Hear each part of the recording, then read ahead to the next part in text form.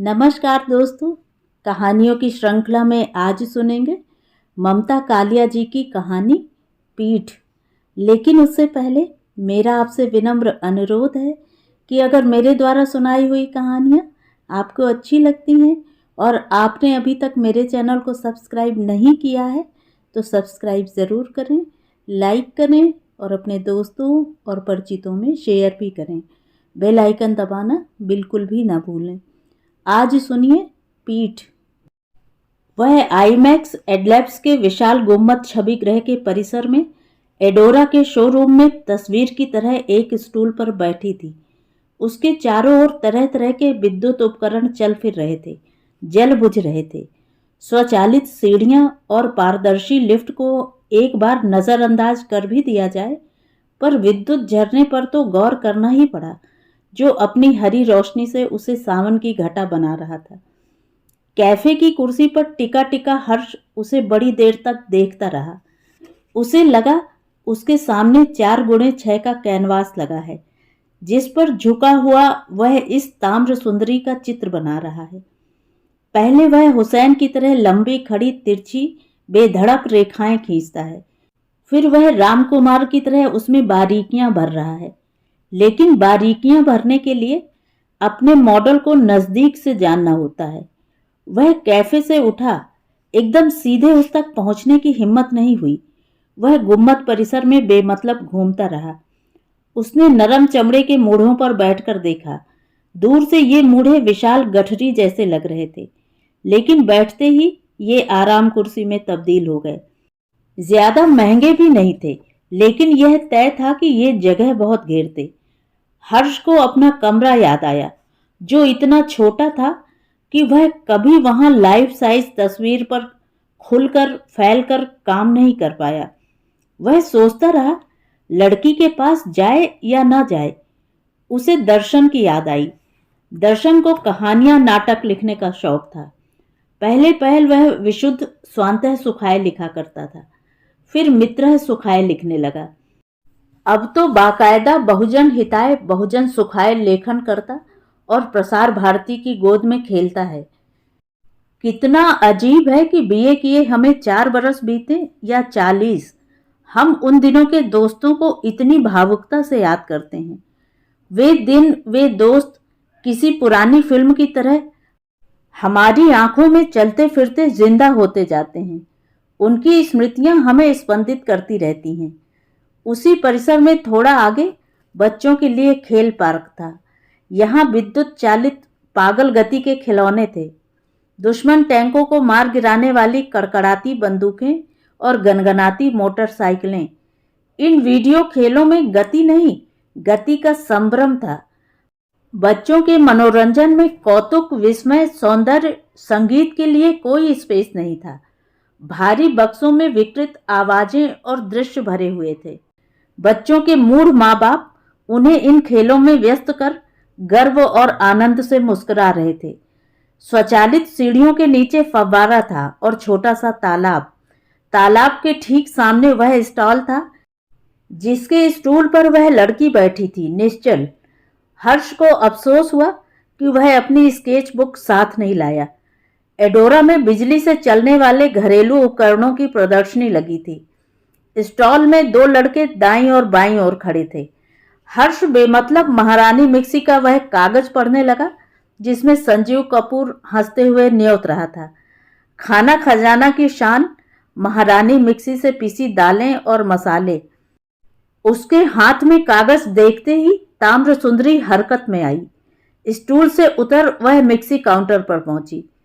उसने अपनी बड़ी बड़ी आंखें उठाकर हर्ष को देखा और बोली, यह हमारा सबसे अच्छा उत्पाद है। इसमें कड़ी से कड़ी चीज भी मिनटों में पिस जाती है। मैं आपको हल्दी पीस कर दिखाऊं? नहीं नहीं, हर्ष कहना चाहता था, पर तब तक लड़की ने हल्दी की गांठें डालकर मिक्सी चला दी। हाथ के इशारे से हर्ष ने उसे रोका। उसे बताया कि नून तेल हल्दी की उसके जीवन में फिलहाल कोई जगह नहीं। लड़की कपड़े धोने का उपकरण दिखाने लगी। देखिए, ये सामने से खुलने वाली मशीन है, इसमें कपड़े ऐसे धुलते हैं। उसने हाथों से मूक अभिनय किया। हर्ष को हंसी आ गई। क्या यह लड़की उसे संभावित ग्राहक समझती है? वह तो गुण ग्राहक की भूमिका में आया है। उसने कहा, जब कपड़े मैले हो जाते हैं तो मैं नए खरीद लेता हूं। क्या आप इतने अमीर हैं? लड़की की आंखें कुछ फैल गईं। नहीं, मैं इतना आलसी हूं। लड़की ने एक क्षण दिलचस्पी से हर्ष को देखा, फिर वह वापस स्टूल की तरफ जाने लगी।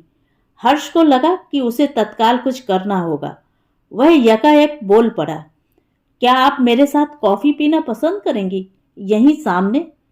उसकी आशा के विपरीत लड़की ने कहा, हाँ प्लीज, मैं बहुत ऊब रही हूं। यहाँ की बिक्री? हर्ष ने पूछा। बिक्री करना मेरा काम नहीं है, मैं सामान का प्रदर्शन करती हूँ। बिक्री वाले लड़के यहाँ खड़े हैं। उसने दोनों लड़कों की तरफ इशारा किया। लड़की ने अपना पर्स स्टूल से उठाया, लड़कों से कहा, 10 मिनट के लिए जा रही हूँ, ठीक है? लड़कों ने गर्दन हिला दी। हर्ष को लगा, लड़की खुली किताब है, पहली मुलाकात में सब कुछ बता दिया। नाम इंदुजा, शिक्षा बीएससी, काम प्रत्यक्ष प्रचार। अर्थात मॉडलिंग? हर्ष ने कहा। बिल्कुल नहीं, मैं मटक मटक कर रैंप पर कैटवॉक कभी ना करूं। लड़की को मॉडल शब्द से परहेज था। हम कलाकारों की दुनिया में मॉडल इतना खराब शब्द नहीं समझा जाता। हमारे लिए तो सारी सृष्टि ही मॉडल है, सिर्फ भूदृश्यों के लिए। आजकल कौन बनाता है भूदृश्य? आपकी दुनिया में मॉडल का मतलब आज भी सजीव नग्न आकृति है। आपके यहाँ मॉडल और नग्नता पर्यायवाची शब्द हैं। हर्ष ने लड़की को जैसे समझा, उससे वह कहीं ज्यादा सचेत निकली। उसने कहा, आपके 10 मिनट हो गए। आप फिर कभी मिले तो मैं आपको बताऊं कि पेंटिंग की खूबसूरती और खुसूसियत क्या है। इंदुजा ने कहा, ठीक है हर्ष। हर्ष चौंका, आप मेरा नाम जानती हैं? हाँ, जहांगीर आर्ट गैलरी में आप अपनी एकल प्रदर्शनी में अलग और अकेले खड़े थे, तब मैंने आपकी तस्वीरें देखी थीं। हर्ष बहुत खुश हो गया। देखता हूं, विज्ञान की पढ़ाई ने कला के दरवाजे आपके लिए बंद नहीं किए। दरवाजे तो सिर्फ रोजगार के बंद पड़े हैं। मगर यह काम जो कर रही हैं, यह तो 10 दिन का काम है। 5,000 का अनुबंध है, 500 रुपए रोज, उसके बाद छुट्टी। फिर क्या करेंगी? किसी और चीज का प्रचार करूंगी। प्रस्ताव आते रहते हैं। कल आएंगी? बताया ना, 10 दिन का कैंप है। आज तो दूसरा ही दिन है। जानकारी छोटी थी पर हर्ष को बड़ी लगी, इतनी बड़ी कि उसे दर्शन को बताने की जल्दी हो गई। दर्शन घर पर अगली स्क्रिप्ट पर काम कर रहा था। हर्ष का तरोताजा क्लीन शेव्ड चेहरा देखकर बोला, लाइन मारने जा रहे हो या लाइन मारकर आ रहे हो? हर्ष ने भवें से कोड़ी। हर हफ्ते सड़ियल सीरियल लिखते लिखते तुम्हारी भाषा बर्बाद हो रही है। लाइन मारना क्या होता है, बोलो? दर्शन सकपका गया।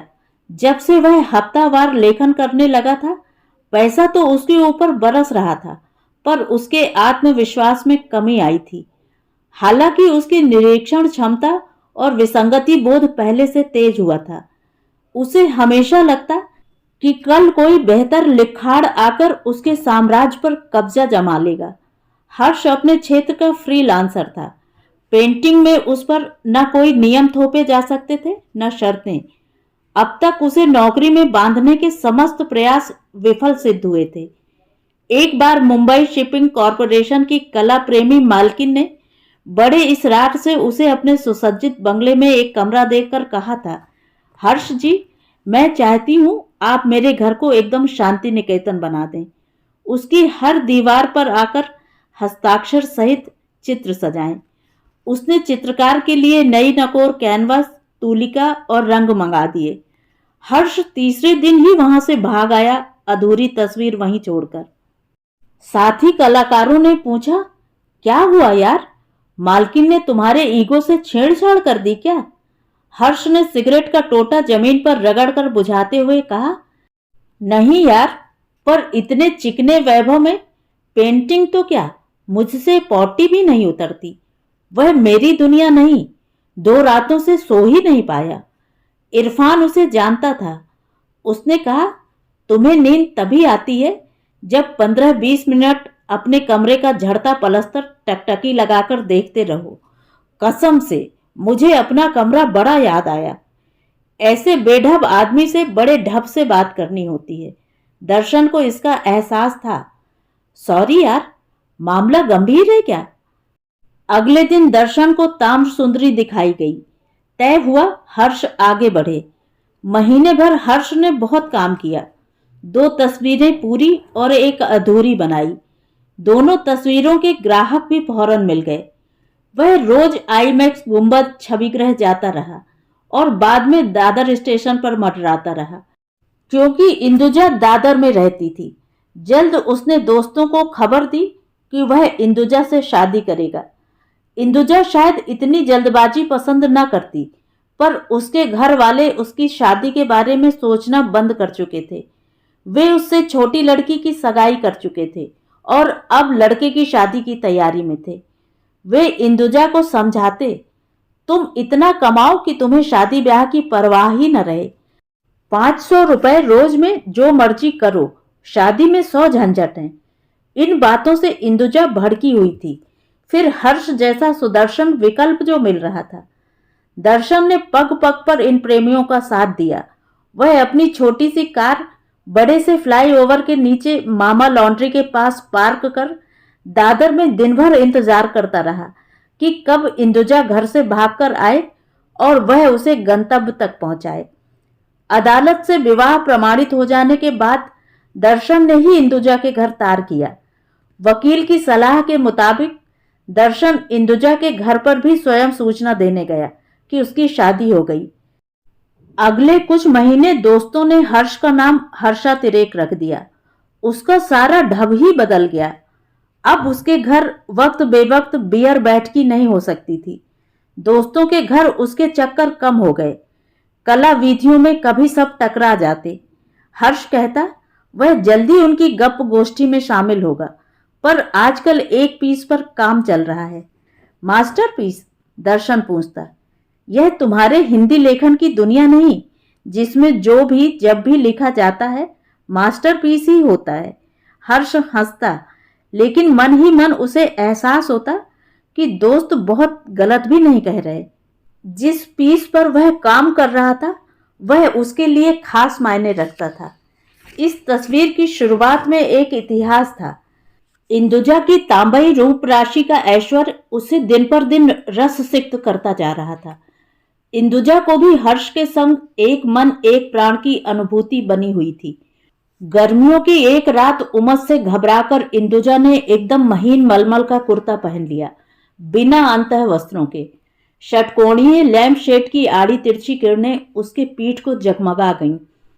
उसकी तांबई त्वचा पर सुनहरी प्रकाश रश्मियां खो खो खेल रही थीं। उस वक्त हर्ष की उपस्थिति और अपनी देह की अस्थिति से निसंग वह कुर्ते का आगे का हिस्सा उठाकर अपने को हवा कर रही थी। नहीं, हर्ष तुरंत कागज पेंसिल लेकर नहीं आया। उस क्षण तो वह तपे हुए तांबे का स्लोप निहारता रहा। उस स्लोप में मेरुदंड की 2-3 हड्डियां उभरी हुई थीं, जैसे 2-3 पड़ाव। इंदुजा ने घूमकर हर्ष को देखा, जैसे उसे पता चल गया कि हर्ष क्या सोच रहा है। उसने कुर्ता नीचे किया और कहा, इस बार कूलर जरूर लगवा लो, कमरा भट्टी की तरह तप रहा है। मैं भी, लेकिन मैं नहीं, मैं नहाने जा रही हूं। इंदुजा कमरे से चली गई, पर उसकी छवि हर्ष की आंखों में समा गई। बगल के अध कमरे में उसने स्टूडियो बना रखा था। वहां बेतरतीब कागज, हार्डबोर्ड, रंग, ब्रश पड़े रहते। थिनर की गंध हमेशा इस कमरे में कैद रहती। यहां बिछी दरी में भी तरह तरह के रंगों के निशान पड़े थे। एक कोने में मेज पर चारकोल के टुकड़े, प्लास्टर ऑफ पेरिस की छोटी थैली और रंग पुती शीशी में पानी रखा था। आधार चित्र बनाने में हर्ष को देर नहीं लगी। रंग और रेखाओं के विवरण में बहुत सावधानी बरतनी थी। हर्ष रात भर चित्र में लगा रहा। इंदुजा एक बार आकर देख गई। आधी रात जब उसकी नींद खुली, वह फिर स्टूडियो में आई। अब तक चित्र स्पष्ट हो गया था। उसने ऐतराज किया, देखो, तुम्हें पता है मुझे मॉडलिंग से चिढ़ है। तुमने मेरा चित्र क्यों बनाया? इंदु, इस पीस में मेरे 27 सालों के संस्मरण हैं। हर्ष ने कई सेशन में चित्र में कुछ परिवर्तन किए। स्मरण शक्ति ने उसका साथ दिया। अब यह पीठ अकेली इंदुजा की नहीं थी, इसमें कई पीठों की स्मृतियां आ मिली थीं। इस पीठ में माधुरी दीक्षित की पीठ थी, स्मिता पाटिल की पीठ थी। यह पीठ कमनीय से अधिक कोमल थी, कोमल से अधिक कृश थी। इसमें निराला की क्लासिक कविता, वह तोड़ती पत्थर वाली मजदूरनी की भी पीठ थी। यह कई कई सुधियों की पीठ थी। पूरे कैनवास पर अकेली लंबी सांवली आकृति थी, जो उत्तान भी थी और ढलान भी। यह तस्वीर एक साकार स्वप्न की तरह बनी। जिस दिन राष्ट्रीय कला वीथी में अन्य चित्रों के साथ इसे प्रस्तुत किया गया, बाकी चित्र जैसे अनुपस्थित हो गए। स्वयं उसके साथी कलाकार हर्ष की सराहना किए बगैर न रह सके। कला समीक्षकों ने अखबारों में हर्ष की चित्रकला में अमृता शेरगिल से लगाकर जतिन दास तक से आगे की संभावनाएं ढूंढी। और तो और कला वीथी के बाहर पीठ चित्र के फोटो प्रिंट बिकने लगे। शहर के सबसे अमीर उद्योगपति ने कई लाख में चित्र खरीद लिया। दोस्तों ने दावत मांगी। सूर्या में पार्टी रखी गई। इस शाम के लिए इंदुजा ने सलमे जड़ी काली ड्रेस चुनी और हर्ष ने क्रीम कलर का कुर्ता सेट। पार्टी में सब कुछ बेहतरीन रहा। रुखसत होते रात के 1 बज गया। नवरोज, इरफान, दर्शन ने बड़ी मुबारकें दी। तभी दर्शन ने कहा, हर्ष, इस मास्टरपीस का श्रेय तुम्हें नहीं, तुम्हारी मॉडल को जाता है। मैंने मॉडल कहाँ इस्तेमाल किया? हर्ष ने विस्मय दिखाया। हम भी समझते हैं दोस्त, यह इंदुजा की पीठ है, 100%। मुझे तो पता भी नहीं, बाय गॉड, इंदुजा ने आश्चर्य दिखाया। तुम उधर के मेहमानों पर ध्यान दो। हर्ष ने इशारे से इंदुजा को हॉल के दूसरे कोने में भेज दिया। घर लौटकर इंदुजा ने कपड़े बदलते हुए कहा, आज अपनी सहेलियों से मिलकर बड़ा अच्छा लगा। ये सब मेरे साथ मीडिया पब्लिसिटी में थी। सोचती हूं मैं भी फिर काम शुरू कर दूं।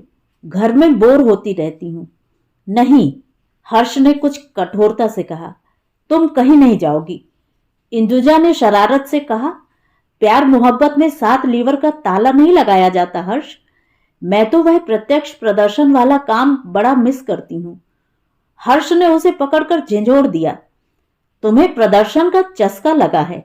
बताओ, दर्शन से तुम्हारा क्या रिश्ता है? उसने कैसे जाना कि यह तुम्हारी पीठ की तस्वीर है? पागल हो, मैं क्या जानूं? दर्शन तुम्हारा दोस्त है। मैं क्या तुम्हारे दोस्त को पीठ दिखाती फिरती हूं? हो सकता है उसने तुम्हें नहाते देख लिया हो। लापरवाह तो तुम हो ही। हर्ष, तुम मनोरोगी की तरह बोल रहे हो। बाथरूम में दरवाजा नहीं है पर पर्दा तो है ना, और सारे दिन तो तुम घर पर ही होते हो। हर्ष पर कोई तर्क असर न कर सका। वह विषादग्रस्त हो गया। सफलता के बावजूद वह गुमसुम रहने लगा। लोग इस मौन को उसकी संवेदना और गरिमा से जोड़ रहे थे। आए दिन पत्रकार उसका साक्षात्कार लेने आते। वह अपनी अन्य सभी तस्वीरों पर बोलता, लेकिन पुरस्कृत तस्वीर पीठ पर चुप लगा जाता। उसे लगता मीडिया उसका जीवन उघाड़ने का षड्यंत्र रच रहा है। तो ये थी कहानी। कहानी आपको कैसी लगी? कमेंट करके जरूर बताएं।